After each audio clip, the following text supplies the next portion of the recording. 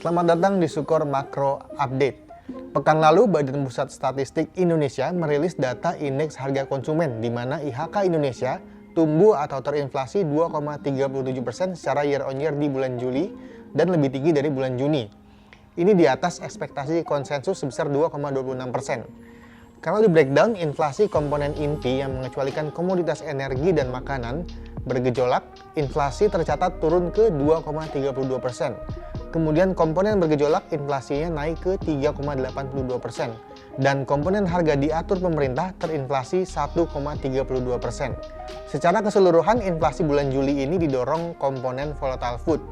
Inflasi ini didorong tren kenaikan harga komoditas makanan seperti beras, daging ayam, dan telur. Kemungkinan seiring dengan berlangsungnya musim kering, harga komoditas makanan akan jadi pendorong inflasi di kuartal 3. Di satu sisi, komponen harga diatur pemerintah justru inflasinya turun sedikit di saat pemerintah di bulan Juli menaikkan harga BBM non-subsidi. Kami lihat kemungkinan pelemahan inflasi ini juga akan lanjut di bulan Agustus karena BBM non-subsidi kembali turun di awal Agustus kemarin. Kemudian kalau melihat komponen dengan bobot terbesar yaitu inflasi inti, trennya terus menurun selama 3 bulan terakhir. Ini indikasi lebih kuat akan pelemahan daya beli, meskipun secara year to date rupiah melemah 1%. Yang mana belum tertransmisi ke laju inflasi Indonesia. Melihat data inflasi terakhir, ke depan inflasi seharusnya akan tetap dalam rentang 1,5 sampai 3,5% target pemerintah, sehingga tidak ada tekanan ke sisi moneter untuk mengubah arah kebijakan ekspansif Bank Indonesia. Kemudian data selanjutnya adalah data neraca dagang untuk bulan Juni yang juga baru dirilis akhir pekan kemarin oleh BPS.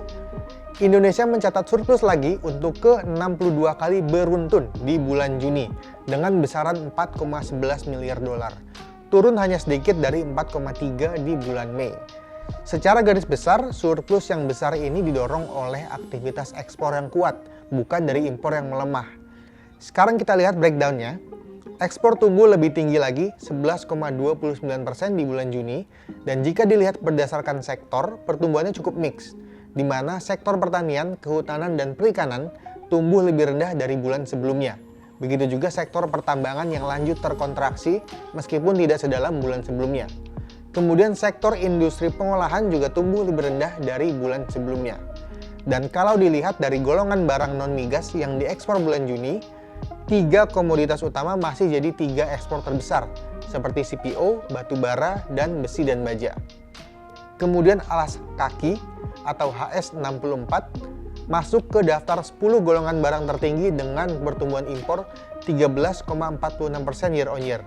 Alas kaki ini adalah salah satu dari beberapa barang yang akan terkena tarif 19% oleh Amerika Serikat mulai 7 Agustus. Sekarang kita lihat sisi impor. Impor barang konsumsi tumbuh lebih rendah.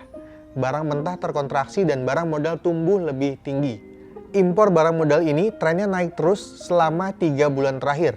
Dan ini indikasi bahwa aktivitas manufaktur akan lebih bergeliat di paruh kedua 2025. Sebagai penutup, dengan data neraca dagang yang sangat positif, seharusnya ada katalis positif untuk market. Baik sektor-sektor terkait yang kinerja ekspornya meningkat, juga untuk sentimen pelaku pasar terhadap kondisi fundamental ekonomi Indonesia.